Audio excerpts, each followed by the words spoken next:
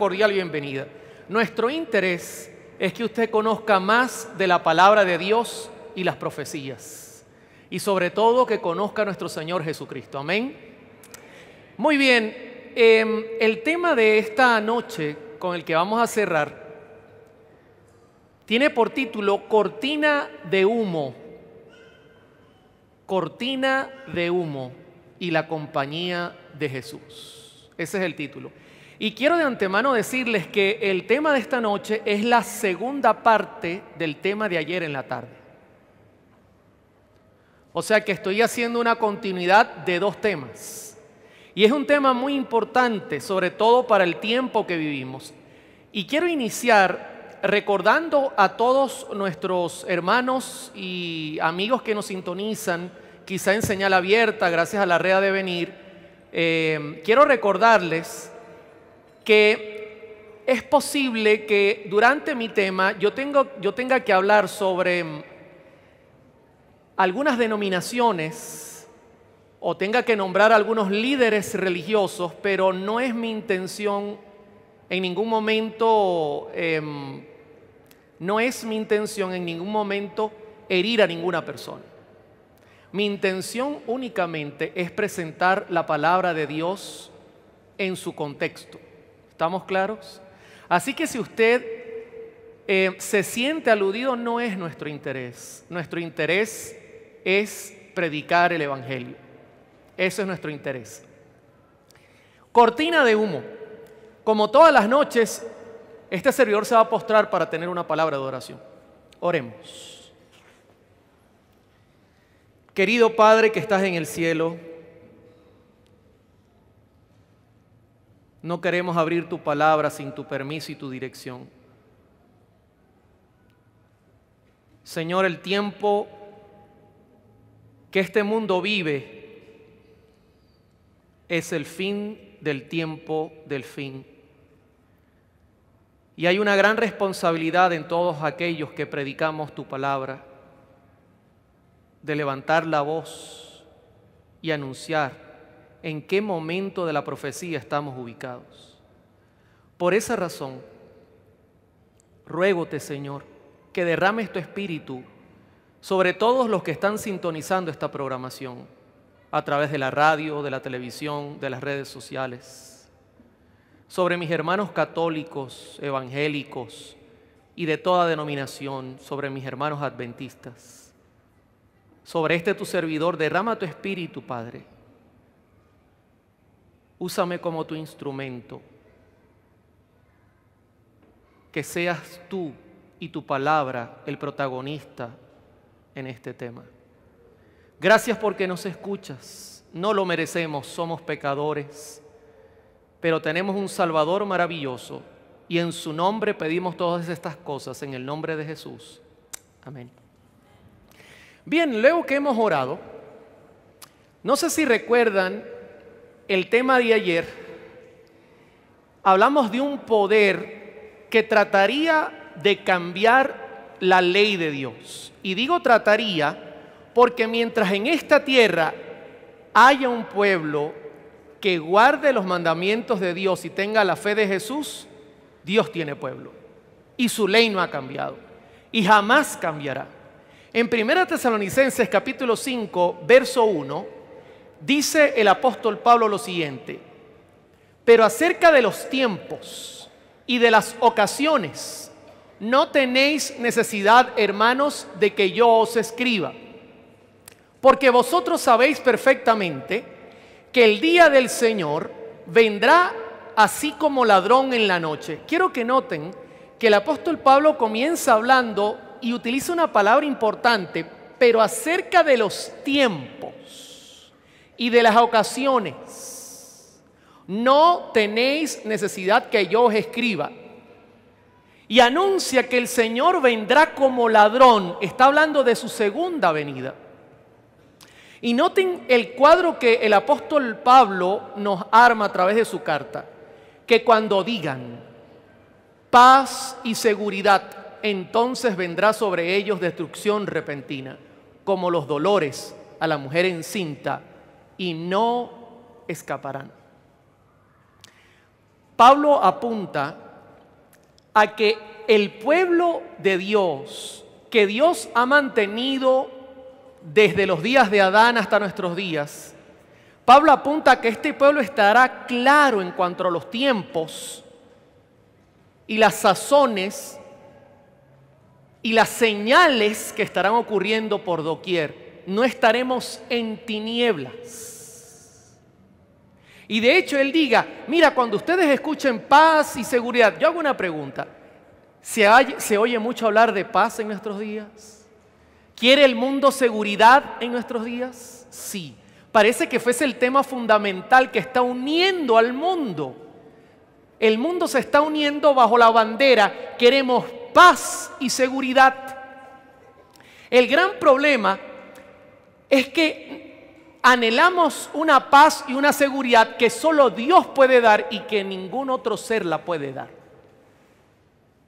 Ahora bien, el mismo apóstol Pablo en 2 Tesalonicenses capítulo 2 añade en otra carta, pero con respecto a la venida de nuestro Señor Jesucristo y nuestra reunión con Él, os rogamos, hermanos. Miren el llamado de Pablo. Esto es una advertencia para los que hemos creído, los que creemos y los que tenemos el Evangelio hoy día. Que no os dejéis mover fácilmente de vuestro modo de pensar, ni os conturbéis ni por espíritu, ni por palabra, ni por carta, como si fuera nuestra, en el sentido de que el día del Señor está cerca. En los días de Pablo había alboroto y habían algunos que decían, mira, el Señor está ya por venir. Y Pablo dice, no, mira, aguanta un poquito. Hay señales que aún se deben cumplir y no se han cumplido, pero yo estoy hablando en los días de Pablo. Han pasado ¿cuántos años? Más de 1900 años. Y dice, más adelante, nadie os engañe en ninguna manera. Nadie os engañe en ninguna manera. Porque no vendrá, ¿quién? Jesús. Sin que antes venga la apostasía y se manifieste el hombre de pecado. Voy a parar ahí un momentico. Yo no sé si usted pudo ver el tema de ayer. Yo se lo recomiendo que lo vea. El espejo de Dios. Nosotros ayer hablamos que la ley de Dios representa ¿qué cosa en Dios? Su carácter. Y pregunto, ¿el carácter de Dios es santo? ¿Acaso no dicen los ángeles, santo, santo, santo es el Señor?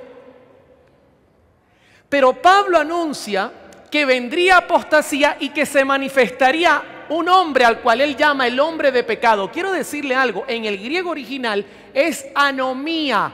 En pocas palabras, un hombre sin ley, ilegal.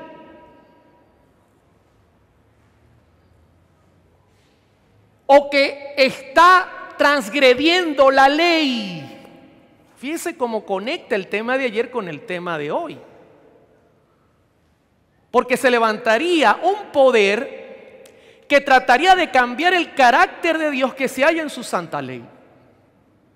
Y luego añade en el verso número 4, el cual se opone y se levanta contra todo lo que se llama Dios, incluyendo al de los cielos, o es objeto de culto, tanto que se sienta en el templo de Dios como Dios, haciéndose pasar por Dios. Hermano, este poder no puede ser un poder de origen pagano. Tiene que ser un poder que salga propiamente del cristianismo. Porque se sienta en el templo de Dios y se hace pasar por Dios. Y tratará de engañar. Yo pregunto, ¿esta carta fue enviada a quién? A los chinos, que no conocían nada del Evangelio. A los incrédulos que no sabían nada. ¿A quién fue enviada la carta? A creyentes. Pablo está escribiendo a creyentes, o sea que de la propia iglesia se levantaría alguien que trataría de tomar el lugar de Dios. ¿Sabe que la historia claramente lo indica? De hecho, en el tema de ayer nosotros vimos parte de esa información. En el año 538, Justiniano hizo algo asombroso. Le dio el poder a la iglesia para que controlara al Estado. ¿Recuerda cuando a Jesús le mostraron la moneda? ¿Es lícito, qué dices tú, dar al César los impuestos o no darlos? ¿Qué respondió Jesús? Al César lo que es del César y a Dios lo que es de Dios. En pocas palabras, Cristo presentó un principio que es básico. La iglesia y el Estado no se pueden juntar. ¿Sabe por qué? Recuerden el carácter de Dios. Dios nos hizo como libres. Su ley es libertad. Nadie puede venir y decir, mira, yo controlo el Estado, por lo tanto, como yo soy presidente de esta nación y soy adventista del séptimo día, usted que me está viendo el sábado va para la iglesia, si no, lo mando a meter preso. No se puede. Porque Dios nos dio libertad de conciencia. En el año 538, Justiniano le da ese poder a la iglesia y comienza un periodo profético que había sido anunciado tanto por Daniel como por Juan en Apocalipsis y también por el apóstol Pablo. Y llegó hasta el año 1798, donde la iglesia portaba la espada, pero no la espada de la palabra, sino la espada del gobierno. Eso es ilegal. Ahora usted entiende por qué se llama el hombre ilegal, el hombre de pecado, porque quiere tomar el lugar de Dios y si a usted no le gusta, saca la espada. Eso es ilegal. Dios nos hizo libres. Por esa razón, mis hermanos, y voy a retroceder un poquito porque me faltó colocar el punto acá. En el año 1798, después de 1260 años, donde la iglesia controlaba todo, el Señor por su misericordia también había profetizado que se levantaría un poder, en este caso la Revolución Francesa, y Napoleón enviaría a Berthier para quitarle a Pío VI la hegemonía que por tantos años tuvo la iglesia unida al Estado. El hombre ilegal, el hombre de pecado. ¿Sabe que en griego anticristos en griego, no es alguien que se levanta directamente contra Dios para pelear con Dios? En realidad es alguien que quiere tomar el lugar de Christos, que en griego es el Mesías. Eso es anticristo. Vuelvo al griego original. Pregunto, ¿la palabra anticristo está hablando que se levantará un poder? La propia palabra, Juan la nombra en sus cartas. La propia palabra está indicando que se levantará un poder dentro del cristianismo que tratará de tomar el lugar de Dios, ¿sí o no? ¿Pablo lo advirtió? Sí. ¿Cómo lo llamó Pablo? El hombre de pecado. Anomía. ¿Por qué? Porque está contra la ley de Dios. Está contra el carácter de Dios. Dios es libertad, Dios es amor. Este sistema no es libertad y no es amor, aunque haga todo por aparentarlo. Ahora bien, yo le hago una pregunta.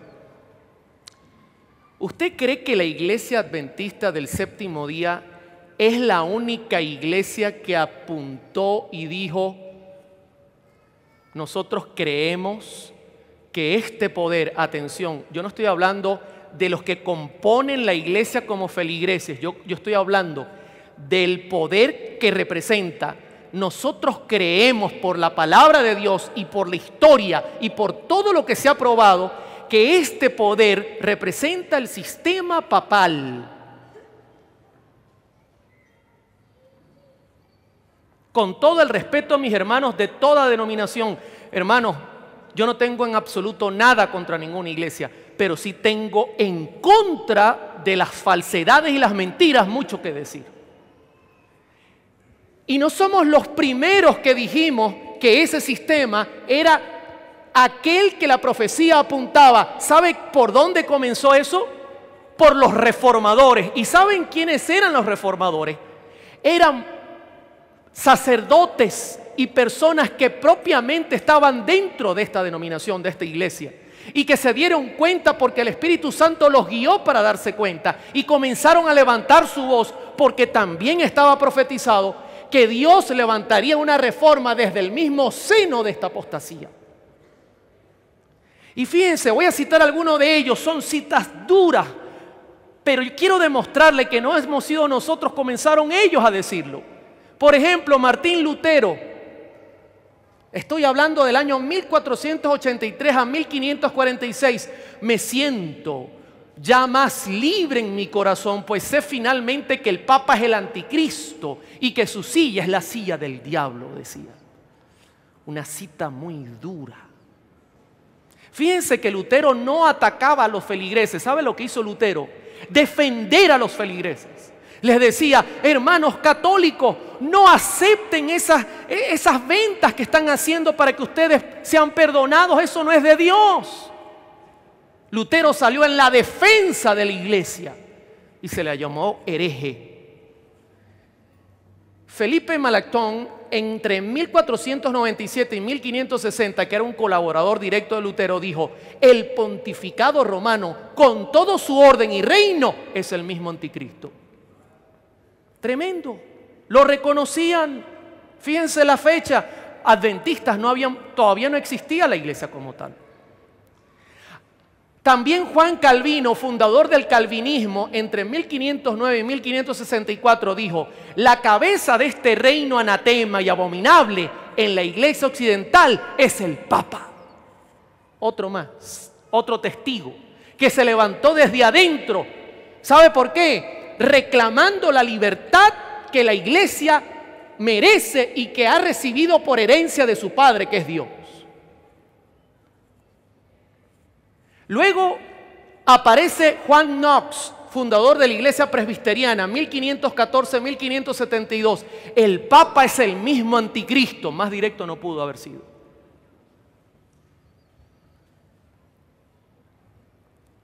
Posteriormente, Juan Wesley, fundador de la iglesia metodista, entre 1703 y 1791, dijo: el Papa es, en el sentido más categórico, el hombre de pecado, porque él representa toda forma de pecados sin medida.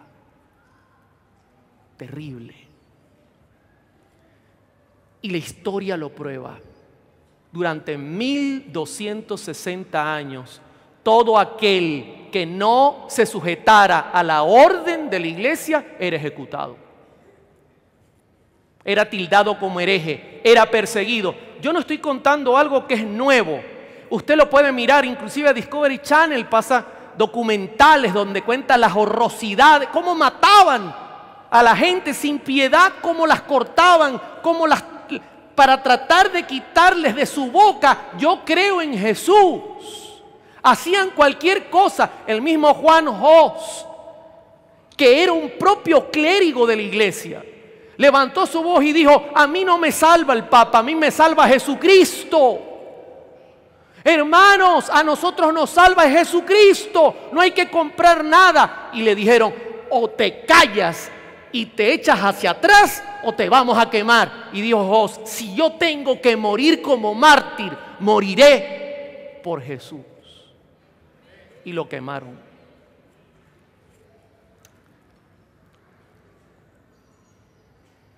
Hasta aquí todo iba bien. La reforma se estaba levantando. Había un movimiento poderoso que corría por la Europa conocida, por África, por Asia. Corrían cartas, corrían información. La Biblia comenzó a moverse en otros idiomas porque la tenían secuestrada, porque la Biblia es el espejo de Dios, es su palabra, su carácter. Y repentinamente se levanta ahora un hombre que se llama Ignacio de Loyola. ¿Quién es este hombre? Ignacio de Loyola, 1491-1556, fue un militar y luego religioso español, surgido como un líder religioso durante la Contrarreforma. Su devoción a la Iglesia Católica se caracterizó por la obediencia absoluta al Papa, no a la Biblia. Fundador de la Compañía de Jesús, de la que fue el primer general, la misma prosperó al punto que contaba con más de 1000 miembros en más de 100 casas, en su mayoría colegios y casas de información. Este hombre, Ignacio de Loyola, ¿sabe que Ignacio de Loyola era un militar? Peleando en favor del gobierno del Papa que dominaba todo el mundo conocido, un día fue herido. Y como fue herido, tuvo que estar en cama mucho tiempo, y estando en cama comenzó a estudiar teología. Y dijo: yo necesito levantar un ejército de gente que pelee contra la reforma que se ha levantado desde dentro, Lutero y su gente. Necesito crear un ejército. Y este hombre era militar y dijo: usaré mi conocimiento militar para entonces ahora ser un sacerdote militar. Y se enfiló y se convirtió en el primer jesuita, un sacerdote con pensamiento estratégico militar. Note lo que Pablo VI escribió: donde quiera que en la iglesia, incluso en los campos más difíciles o de primera línea, ha habido o hay confrontación, en los cruces de ideologías y en las trincheras sociales, ¿en los cruces de qué? Ideologías. Y en las trincheras sociales, entre las exigencias del hombre y mensaje cristiano, ahí han estado y están los jesuitas. Es el grupo militarizado religiosamente y levantado especialmente para acabar con la reforma. Para eso nacieron. No tienen otro motivo de existir. Acabar con la reforma y lograr un solo estado religioso. Es lo que conocemos como la contrarreforma. Voy a recomendar a todos los que están siguiendo este programa que si usted quiere conocer toda la historia desde el año 70 después de Cristo, cuando Roma entró y sitió Jerusalén, hasta los 1260 años, 538 a 1798, cuando Roma persiguió y mató, y cuando se levantó desde adentro de la propia Iglesia Católica la reforma, le voy a recomendar el libro El conflicto de los siglos, porque ahí la señora Elena G. de White explica perfectamente todo lo que ocurrió, citando fuentes históricas también. Voy a citar una de estas fuentes que se halla en la página 215. Miren esto interesante. Pasados los primeros triunfos de la Reforma, Roma reunió nuevas fuerzas con la esperanza de acabar con ella. Entonces fue cuando nació la orden de los jesuitas, que iba a ser la más cruel, el menos escrupuloso y el más formidable de todos los campeones del papado. No tuvo otro motivo de existir. Libres de todo lazo terrenal. No vale familia, hermanos, amigos. Si tú no estás conmigo, eres mi enemigo. Y de todo interés humano, no me importa el dinero ni cargos. Yo lo que quiero es que volvamos a ser quien domine la tierra. Insensibles a la voz del afecto natural. Tú eres mi hermano, hijo de mi madre. Arrepiéntete, hereje, porque si no tendrás que morir. sordos a los argumentos de la razón y a la voz de la conciencia. ¿Por qué, mis hermanos? Porque el espejo de Dios es la palabra de Dios. Ellos son sordos a esto. No reconocían los miembros más ley. No. ¿Recuerda cómo lo llama Pablo? El hombre de pecado. Ni más sujeción que la de su orden, y no tenían más preocupación que la extender su poderío. Sigue diciendo,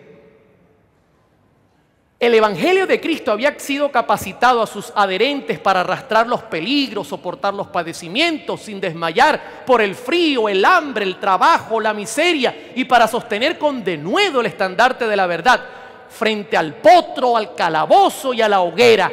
Todos los hijos de Dios habían sido capacitados por Dios para soportar todas las pruebas. Y mire lo que ahora añade: para combatir contra estas fuerzas. El jesuitismo inspiraba a sus adeptos un fanatismo tal que los habilitaba para soportar peligros similares y oponer al poder de la verdad todas las armas del engaño. Gente decidida. Esta no es gente que anda preguntando, no. Están decididos. Para ellos, ningún crimen era demasiado grande, ninguna mentira demasiado vil, ningún disfraz demasiado difícil de llevar. Se disfrazan, mienten, se mezclan. Ligados por votos de pobreza y de humildad perpetuas, estudiaban el arte de adueñarse de la riqueza y del poder para consagrarlos a la destrucción. ¿De quién? ¿De quién? Amigo que me estás mirando ahora, si tú no eres católico, el movimiento jesuita nació con el único fin de destruir la Reforma. No más protestantes, una sola religión y punto. Y restablecer también, dice página 215, la supremacía papal. ¿Están sentados bien? ¿Verdad que sí?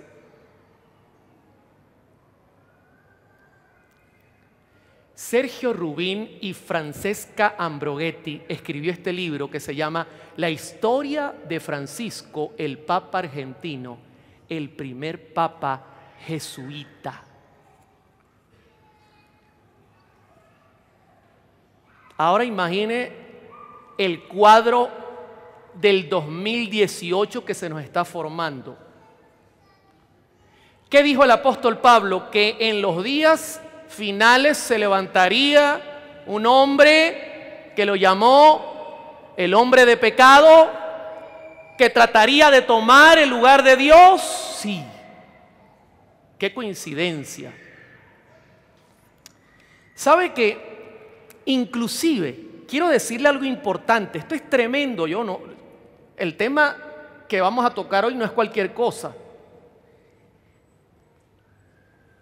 Aún siendo los miembros de la Compañía de Jesús considerados como influyentes consejeros de la curia romana, desde los siglos XVI y XVII hasta el pontificado de Juan Pablo II, ninguno había alcanzado posteriormente la dignidad papal, aunque recuerden que es la inteligencia de la iglesia, es la parte militar de la iglesia, ninguno había llegado a ser papa.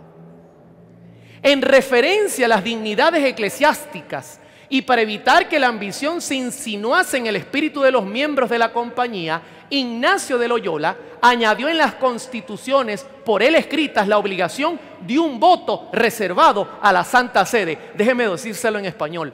Los jesuitas están tan blindados que ellos no buscan dominar individualmente, ellos buscan posicionar a la iglesia en el primer lugar del mundo, cueste lo que cueste. Y para que un papa pudiese ser jesuita, el grupo militarizado de la iglesia tenía que aprobarlo primeramente. Así que con Francisco tuvieron que hacerlo. aprobarlo. ¿Sabe que Elena de White escribió El conflicto de los siglos en el año 1888? Posteriormente, ella misma hizo una revisión y posteriormente salió en muchos idiomas. Hoy día está dándole la vuelta al mundo. 1888. Francisco no estaba gobernando.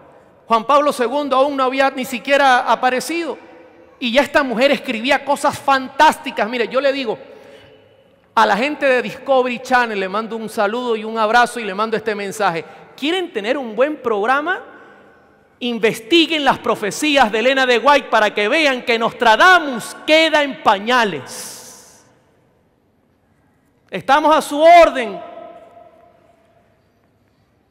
para que tengan buen rating y el evangelio corra. Voy a compartir la primera. Dice de ella de los jesuitas. Escuche esto interesante porque los va a desvestir. Al darse a conocer como miembros de la orden, se presentaban con cierto aire de santidad visitando las cárceles. Una obra que Francisco hace mucho, porque es parte de su entrenamiento militar. Es un mensaje al mundo. Yo vengo a dar libertad. Sigue diciendo ella, atendiendo a los enfermos y a los pobres. Aquí aparece, va de lugar en lugar y parece una cosa del otro mundo, mis hermanos, que hasta el que desconoce la historia queda asombrado. Y yo no estoy hablando de Jorge Bergoglio, estoy hablando del sistema.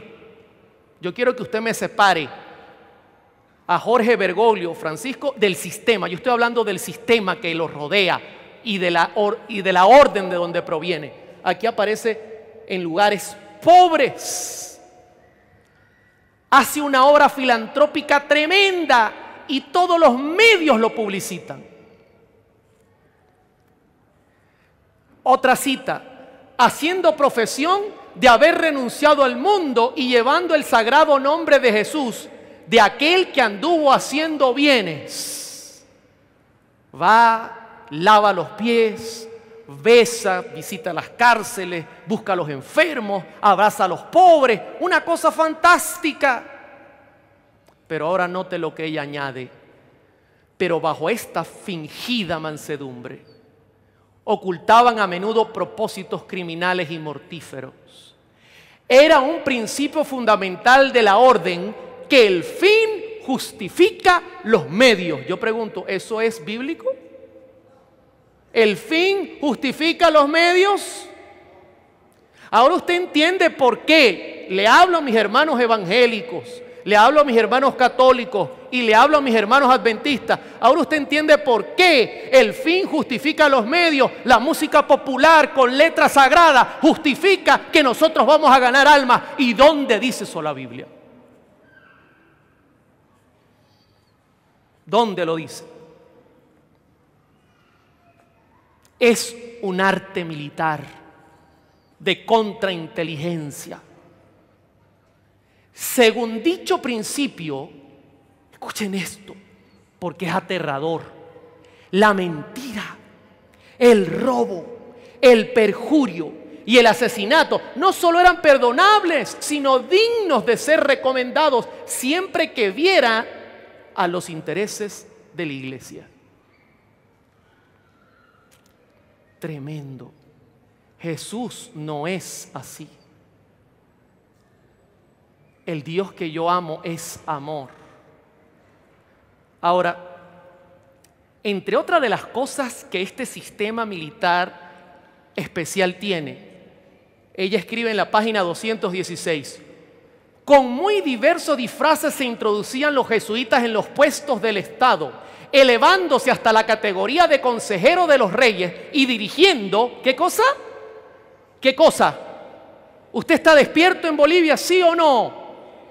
¿Dirigiendo qué cosa? Dígalo fuerte. La política de las naciones porque para ellos no hay cosa mejor que la iglesia se sume al Estado y que la iglesia gobierne el mundo. Pero, ¿será que esto está pasando o será que esta mujer que nosotros catalogamos como profeta está diciendo lo correcto? Bueno, simplemente dejemos que las imágenes lo digan.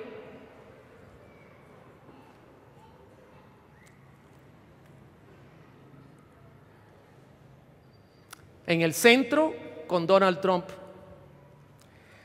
A mi derecha, Putin. Y a mi izquierda, ustedes conocen al personaje porque es cercano. Están metidos en todo porque es una orden poderosa dentro de su iglesia. Establecían colegios para los hijos de príncipes y nobles y escuelas por todos lados del pueblo, y los hijos de padres protestantes eran inducidos a observar los ritos romanistas. Toda la pompa exterior desplegada en el culto de la iglesia de Roma se aplicaba a confundir la mente y ofuscar y embaucar la imaginación para que los hijos traicionaran aquella libertad por la cual sus padres habían trabajado y derramado su sangre. Déjenme contarle si eso es verdad o no. A los 40 días de nacido yo fui criado en la iglesia adventista. Pero cuando nos mudamos de ciudad, estudié en un colegio católico. ¿Sabe qué? Cuando yo llegué allí, un día, casi siempre lo hacían, pero esa vez fue bastante humillante. Reunieron a todos los estudiantes del plantel, éramos como 700 estudiantes. Y estando reunidos allí, y yo estaba en mi filita, estudiaba yo primer año de secundaria y estaban mis compañeros al lado, y estando allí, un sacerdote tomó el micrófono en el acto escolar e hizo una pregunta interesante. ¿Hay alguien aquí que no sea católico, apostólico, romano? Yo miré a mi alrededor y 699 no levantaron su mano, pero yo sí. Yo. Ok. De ahí en adelante, los debates eran interesantes. La presión era interesante que me hacían. Mi madre, por petición de una amiga en el mismo colegio, que era maestra, le dijo: por favor ayúdame porque estoy enferma y necesito que alguien me haga la suplencia. No sé si así lo llaman aquí ustedes, la suplencia. Y mi madre fue y era una excelente maestra y profesora y comenzó a dar clases, y el colegio y las maestras y los alumnos se enamoraron de la forma en que mi madre explicaba. Y la persona a la cual ella asistía no pudo volver, así que terminó el año y fue a entrevistarse con el director, que era un sacerdote, y el director le dijo: nos encanta tu trabajo, queremos que te quedes porque la persona que estaba por ti no puede más. Solo tenemos una pregunta: ¿tú eres católica? Mi madre dijo: no lo soy, soy adventista del séptimo día. Lo sentimos, pero no puedes trabajar. Y no le dieron el chance para trabajar, porque ellos saben lo que hacen. Yo fui expuesto a misas y cuando no quería ir, me sentaban solo en una esquina y pasaba el día ahí. Porque yo simplemente decía: no comparto la fe que ustedes tienen, pero la respeto. Vaya al rincón.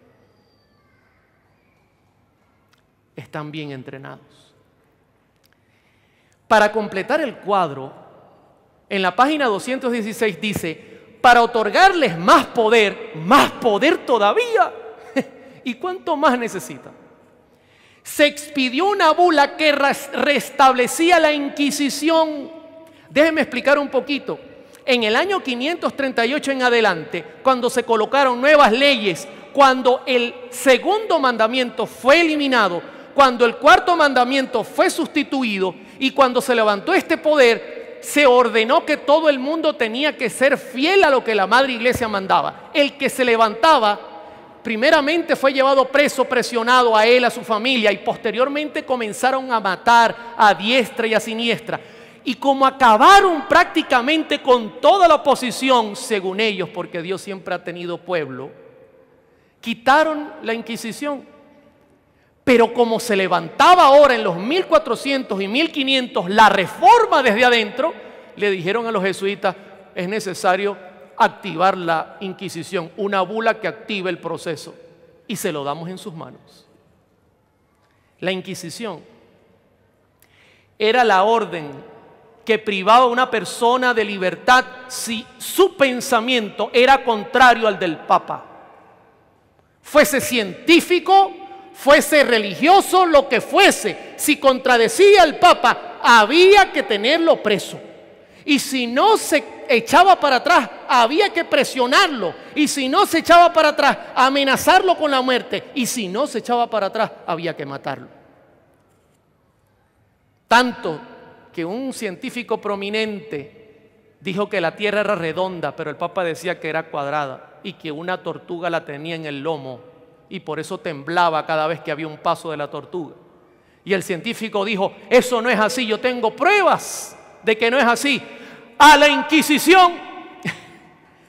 Pero yo no estoy hablando de la religión, se está oponiendo al pensamiento del Papa. Y lo llevaron a juicio y el hombre dijo, mire, yo tengo todos mis papeles aquí, yo tengo cómo comprobar lo que digo. Ok, te vamos a matar. Pero yo creo que la Tierra es redonda, tengo las pruebas y se mueve. El Papa dice que no. Te vamos a matar, échate para atrás. Con todas mis pruebas, yo reconozco que el Papa tiene razón. Y se dio la vuelta y cuando salía dijo, pero se mueve. Tremendo. Hermano, esto es un sistema que cuando tuvo el poder había que tener temor.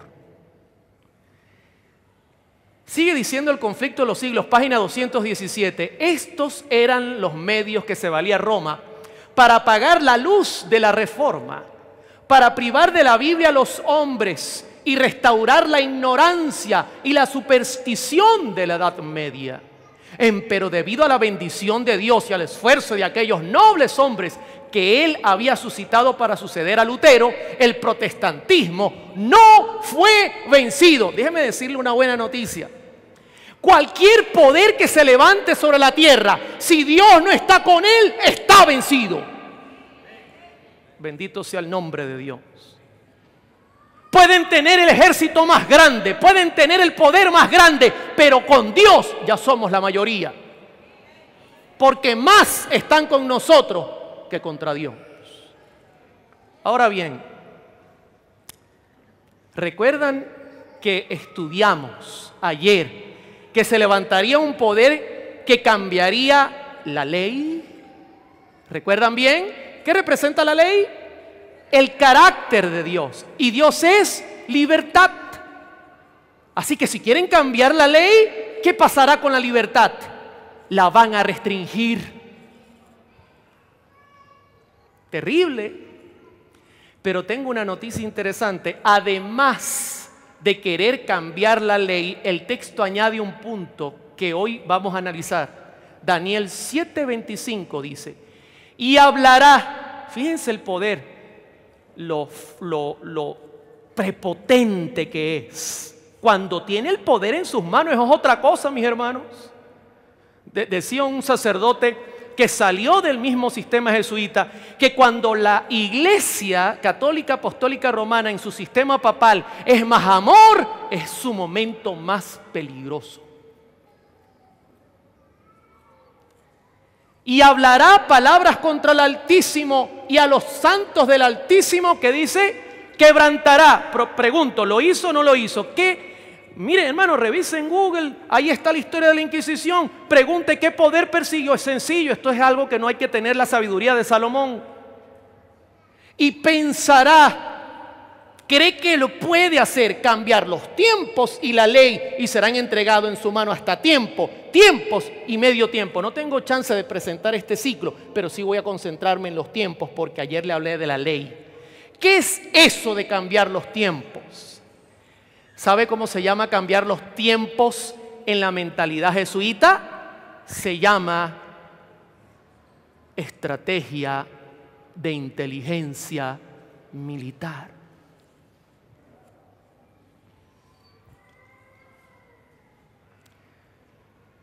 Guerra Fría.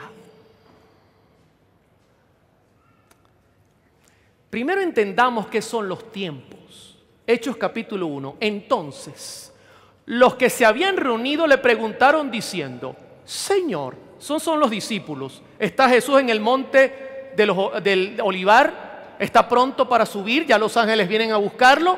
¿Restaurarás el reino de Israel en este tiempo? Y les dijo: no os toca a vosotros saber los tiempos. En griego la palabra cronos. Y me recuerda muy bien estas palabras porque mi madre es nacida en Atenas y me crió mi abuelita que no hablaba español y hasta los 13 tuve que hablar griego porque si no, no comía. Cronos, chroñapolá, decía mi abuela también. Cronos en griego, tiempo cronológico. O sea, a ustedes no les compete saber el momento exacto. ¿Por qué? Porque mi Padre lo puso en su sola potestad. A ustedes les interesa saber los acontecimientos. El momento exacto es de mi Padre. Porque le estaban preguntando el momento exacto. ¿Qué dijo Cristo? ¿Qué dijo Cristo? El día y la hora. Así que ya sabe. Entonces, los tiempos representa, déjeme explicárselo bien, que cuando un profeta entra en visión, él presenta el orden cronológico de los acontecimientos.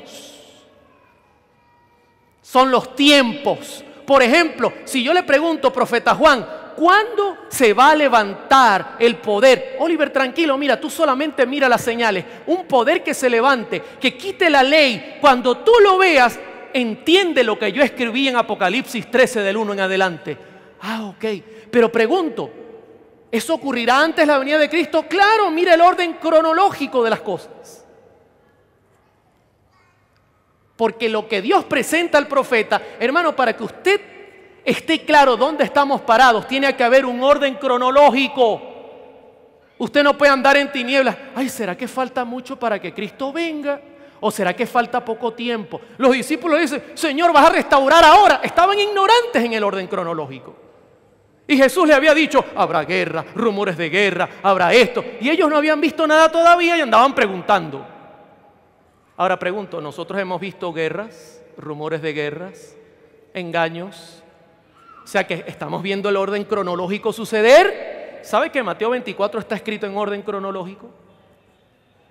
Tal cual está sucediendo los acontecimientos. Ahora bien, escuche lo que le voy a decir. Los tiempos representa el orden cronológico de las profecías. Yo no puedo decir, mira, Apocalipsis 13 no se ha cumplido porque no se ha levantado un poder que persiguió a nuestros hermanos. Porque usted me va a decir, ¿cómo no? Y es que tú no conoces de historia, ¿sí o no? Yo no puedo decir, Daniel 7:25 no se ha cumplido porque no hay un poder que haya cambiado la ley o querido cambiar la ley. Pregunto, ¿lo hay o no lo hay? Entonces usted está teniendo un orden cronológico. Hay profecías que se han cumplido, ¿sí o no? Ahora yo pregunto, ya recibimos el poder, la lluvia tardía. Usted me va a decir, todavía no. Sí hay un orden cronológico. Aparecieron los jesuitas y dijeron lo siguiente: necesitamos inteligencia militar religiosa. Necesitamos cambiar el orden cronológico de las profecías para que todos los reformistas dejen de apuntar al papado como el anticristo. Tremendo. ¿Cómo es la cosa? Repite que no te entendí. Necesitamos cambiar el orden cronológico, decir que esto no se ha cumplido y que esto se cumplirá al final, aunque se haya cumplido, para que dejen de mirar al papado. Y allí, mis hermanos, entre este grupo aparece Francisco de Ribera, sacerdote jesuita, 1537-1591. ¿Sabe lo que hizo Francisco de Ribera? Francisco de Ribera fue un brillante sacerdote jesuita y doctor en teología en España. Básicamente dijo: aquí estoy, envíame. Al igual que Martín Lutero, Francisco Ribera también leyó a la luz de las velas las profecías sobre el anticristo, el cuerno pequeño y el hombre de pecado y la bestia, que representan la misma cosa. Pero debido a su dedicación y lealtad al Papa, llegó a conclusiones muy diferentes a la de los protestantes. Él no se levantó en la Reforma, él apoyó al papado. ¿Y qué hizo? Estas profecías del anticristo no se aplican a la Iglesia Católica en todo, dijo. Los protestantes están equivocados, son ignorantes teológicos, han tomado los símbolos mal, se han guiado mal. Pobrecito Lutero, Lutero se equivocó. Y entonces le preguntaron: ¿y a quién se aplican? Y proclamó: a un solo hombre siniestro que se levantarán en el fin de los tiempos. ¿A dónde mandó las profecías? Déjeme decirle que cuando Ribera nace, está plena la persecución y la muerte, y se está cumpliendo la cronología profética, y el hombre de pecado ya apareció y cambió los tiempos y la ley. Y viene Ribera y dice: simplemente se levantará al final, no ha levantado todavía. Pero Ribera, están matando a la gente y los llaman herejes. No se ha levantado, pero cambió la iglesia la ley. No se ha levantado y punto.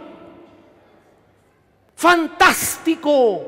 Fue la respuesta de Roma. Este punto de vista fue rápidamente adoptado como la posición oficial católica del anticristo. O sea que si usted le pregunta a un católico, el católico le va a decir: no, el anticristo, no, eso está en el futuro bien lejano. Y resulta que ya gobernó por 1260 años.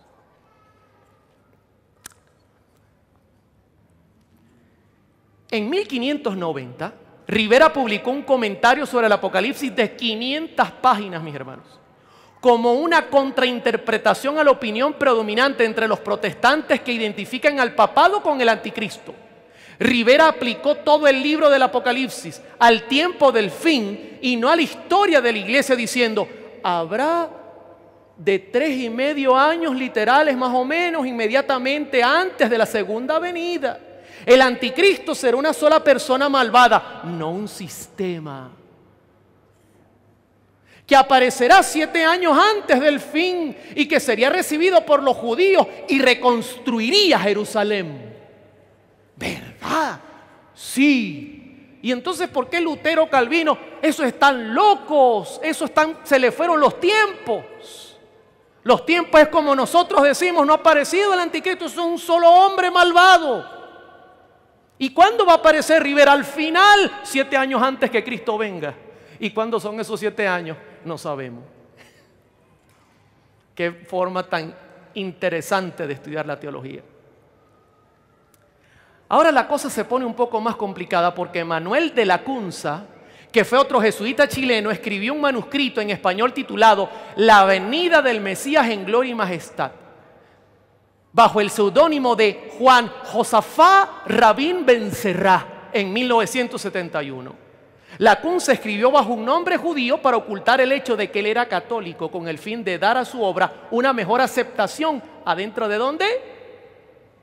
Del protestantismo. Pregunto, ¿están usando inteligencia militar? ¿Se están disfrazando? Su objetivo principal también era un defensor del futurismo. Lacunza deliberadamente trató de aliviar la presión sobre el papado al proponer que el anticristo estaba todavía lejos en el futuro. Su manuscrito fue publicado en Londres, España, México, París, entre 1811 y 1826.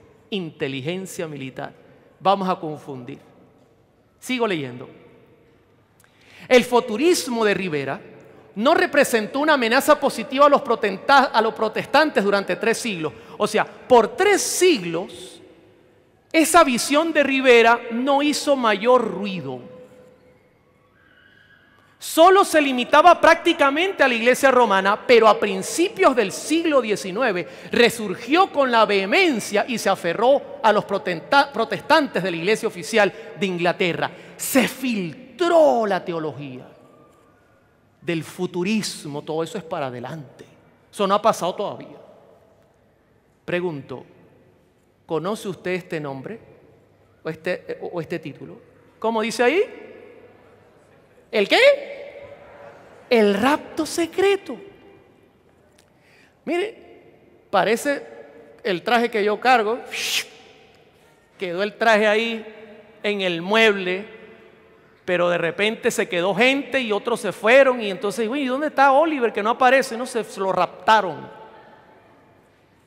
El rapto secreto. Escúcheme bien, esto es inteligencia jesuita. Hermano protestante, ¿tú crees en el rapto secreto? Yo creo en el arrebatamiento, pero no creo secreto. Mire esto interesante. En 1828, sus reuniones al aire libre en Escocia, Edward Irving atrajo a una multitud de 10,000 personas. Su iglesia en Londres sentó 1,000,000 de personas y que se llenaba semana tras semana con el pueblo extraído de los círculos más brillantes e influyentes de la sociedad. Irving descubrió el libro de Lacunza, que Lacunza hablaba que todo era futurismo, todo está en el futuro. Lo descubrió y estaba profundamente conmovido por él. En ese momento Irving, que era un hombre protestante, escuchó lo que él cree que es una voz del cielo que le ordenaba predicar el rapto secreto de los santos. ¿Y sabe qué? Faltaba un eslabón en la capacidad de inteligencia de los jesuitas en la parte militar, un eslabón.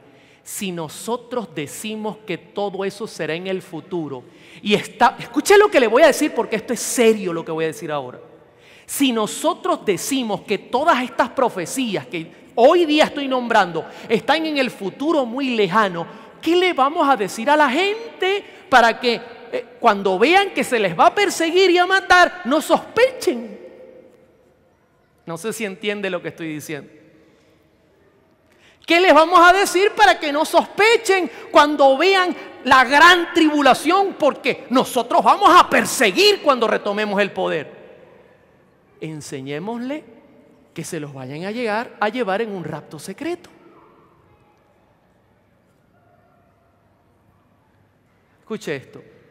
La enseñanza del rapto secreto fue introducido en los Estados Unidos y Canadá en la década de 1860 y 1870 por John Nelson Darby, 1800-1882, aunque hay algunos indicios de que pudo haber sido enseñado ya en la década de 1840. Darby visitó los Estados Unidos en 6 ocasiones. La nueva enseñanza se estaba extendiendo. Un predicador congregacionalista con el nombre de C.I. Scofield estuvo bajo la influencia de Darby y los hermanos Plymouth. Una cortina de humo. Yo estoy seguro que todavía usted está esperando la llave para entender el tema. ¿Está preparado para abrir la llave? Voy a abrir la llave. Voy a sacar la llave para que conecte todo el tema y la contrainteligencia jesuita. ¿Está preparado? Voy a citar a un pastor que falleció, por cierto, archiconocido, protestante, y mire su mentalidad en cuanto al retorno de Jesús. Y dígame usted si esta mentalidad no tiene un fin jesuita en el fondo. Gigi Ávila. La Biblia profetiza que en este tiempo, los 7 años de tribulación, se va a manifestar un anticristo. En pocas palabras, aún no se ha manifestado. Este hombre es un misterio al momento, por amor al Señor. Aquí no hay ningún misterio. El que esté mirando este programa, yo le invito a investigar este tema. Aquí el misterio está bien claro, mis hermanos.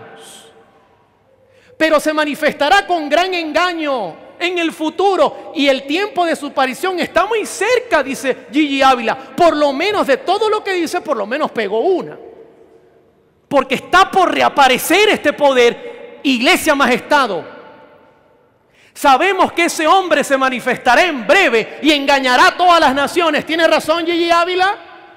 Sí, pero ahora note lo que añade: pero antes de que este hombre aparezca, el pueblo de Dios desaparecerá.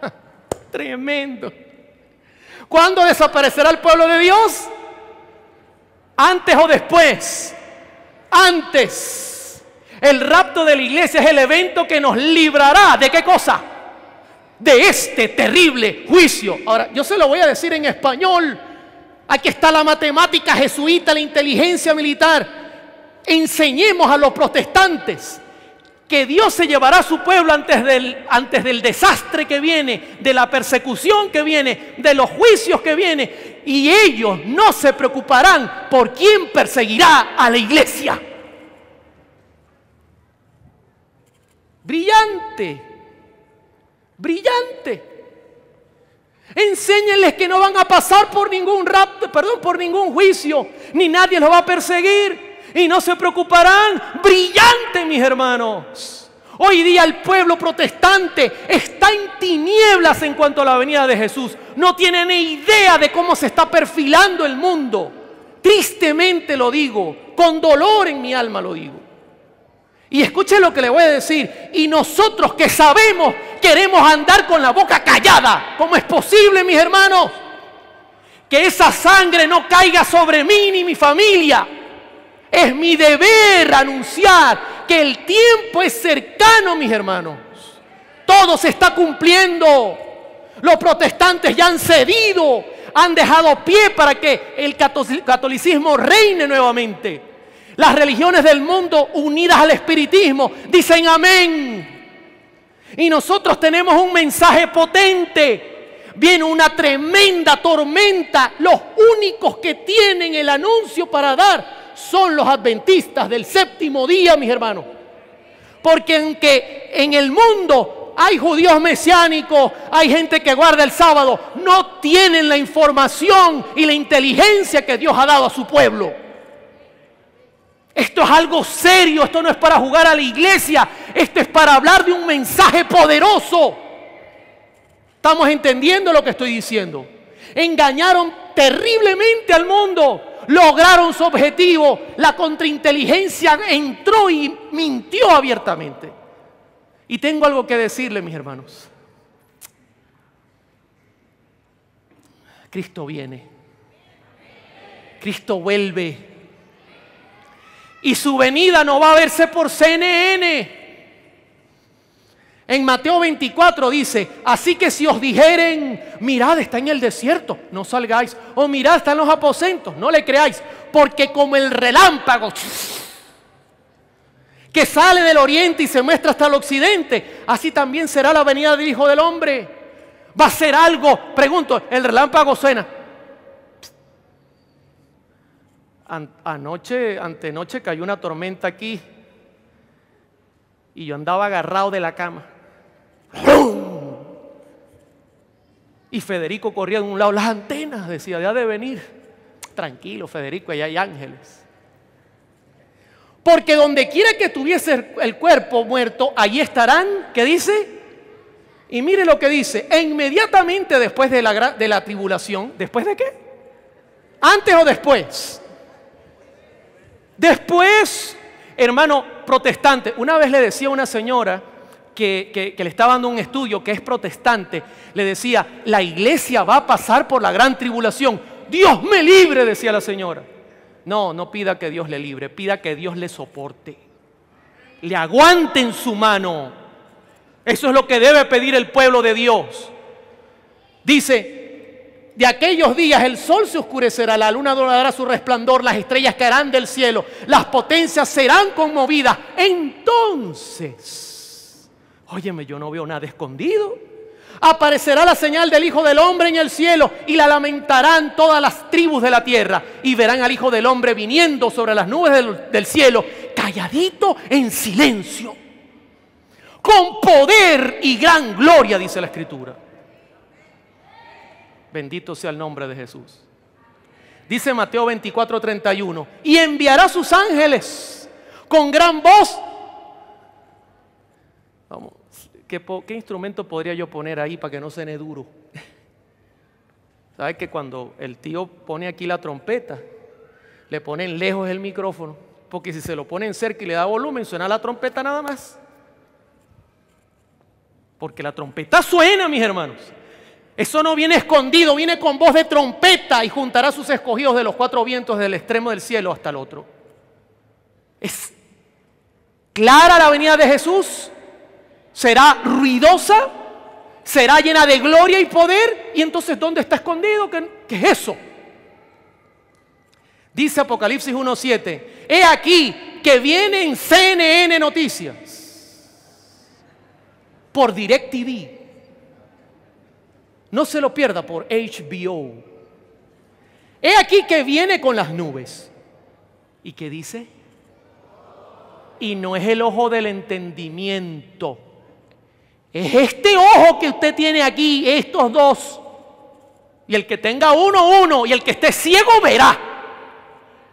Todo ojo le verá, y los que le traspasaron y todos los linajes de la tierra harán lamentación por él.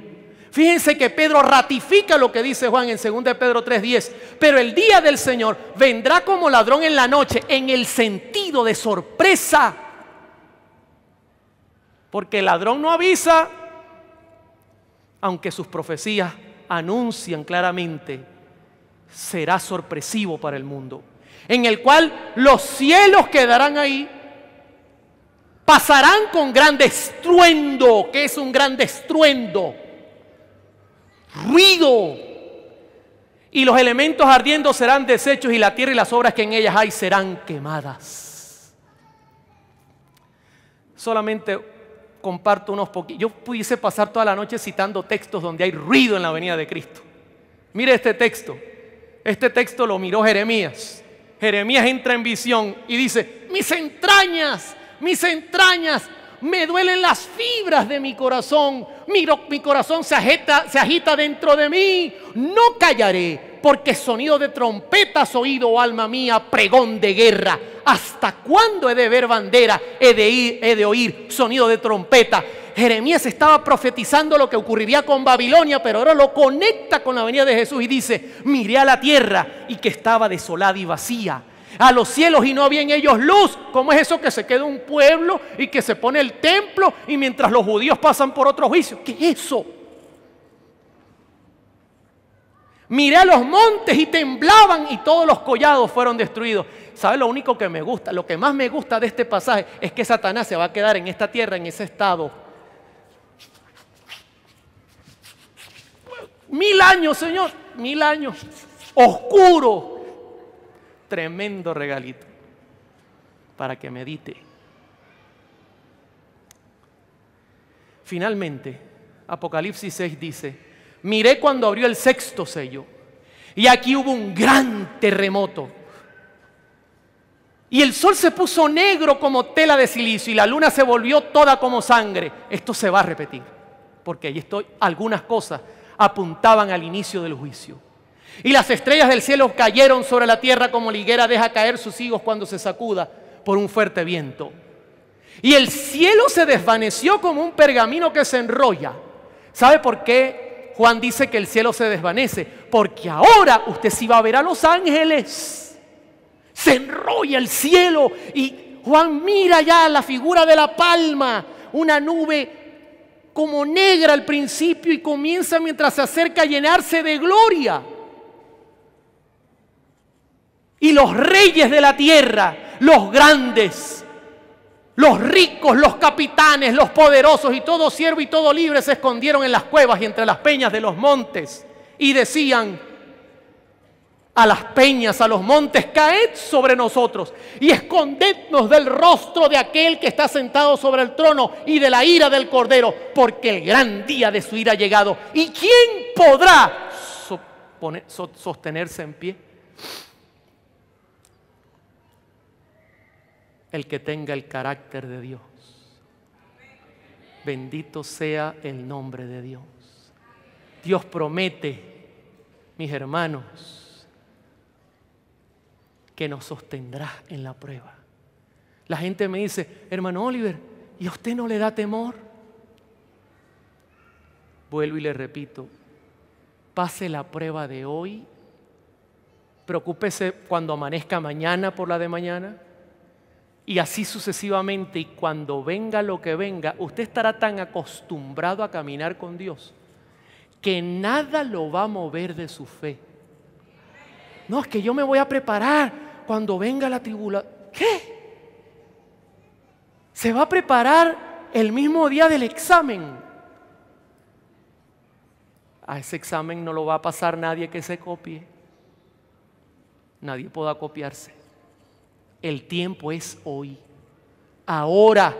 Por eso Jesús termina diciendo a través de Juan, y el espíritu y la esposa dicen, ven. Y el que oiga, diga, ven. Y el que tiene sed, venga. Y el que quiera, tome del agua de la vida gratuitamente. Bendito sea el nombre de Dios. Pregunto, ¿la contrainteligencia del enemigo es peligrosa? Sí, pero la de Dios es superior. Bendito sea el nombre de Él. Pregunto, ¿el poder del enemigo es poderoso?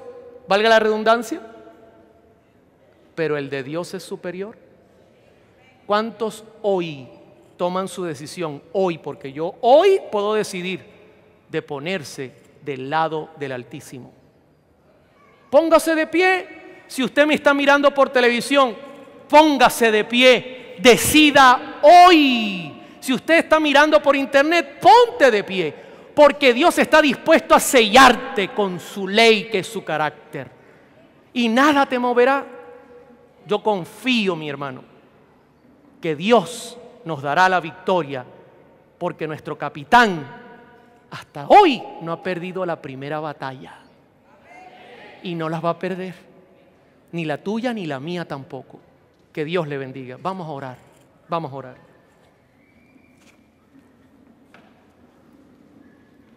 Querido Padre Celestial, gracias, Señor, por tus profetas, porque su trabajo es desenmascarar la mentira. La verdad es como la luz que disipa las tinieblas. Por esa razón, que tu luz irradie sobre la mente de todos los que recibieron tu palabra en esta noche. Y que las tinieblas se vayan, que entiendan que estamos en el último momento de la historia, de la controversia, del conflicto de los siglos. Todas las señales están dadas. Una gran tormenta está por explotar. La pregunta clave es, ¿y quién podrá sostenerse en pie? Tú eres la roca eterna. Solo el que esté sobre la roca eterna, que es Cristo, se mantendrá en pie. Permítenos estar ese día sobre tu roca, pero sobre todo, hoy. La pregunta es hoy. Permítenos hoy pararnos sobre la roca eterna que es Cristo. Y si tenemos que abandonar, si un protestante está escuchándome y el llamado del Espíritu es sal, únete al pueblo que predica el último mensaje, que se levante y se ponga sobre la piedra que es Cristo. Si mis hermanos católicos, que hay miles y millones que te aman y que desean conocerte, han escuchado este tema, que puedan escudriñar y salir y unirse al pueblo que predica el último mensaje y colocarse en pie sobre la roca, que no es ni Pedro ni el Papa, sino Jesús nuestro Señor. Padre, y si nosotros que portamos un mensaje tan importante, Te ruego por nosotros, por nuestra iglesia. Danos el espíritu de Elías, valentía. Danos la capacidad para levantar nuestra voz y anunciar a viva voz: Cristo vuelve. Tomemos nuestros lugares, porque la batalla ya está ganada. Gracias por escucharnos. Aunque somos pecadores, lo pedimos todo en el nombre maravilloso de Cristo Jesús. Amén y amén y amén. Dios les bendiga, hermanos. El Señor esté con ustedes.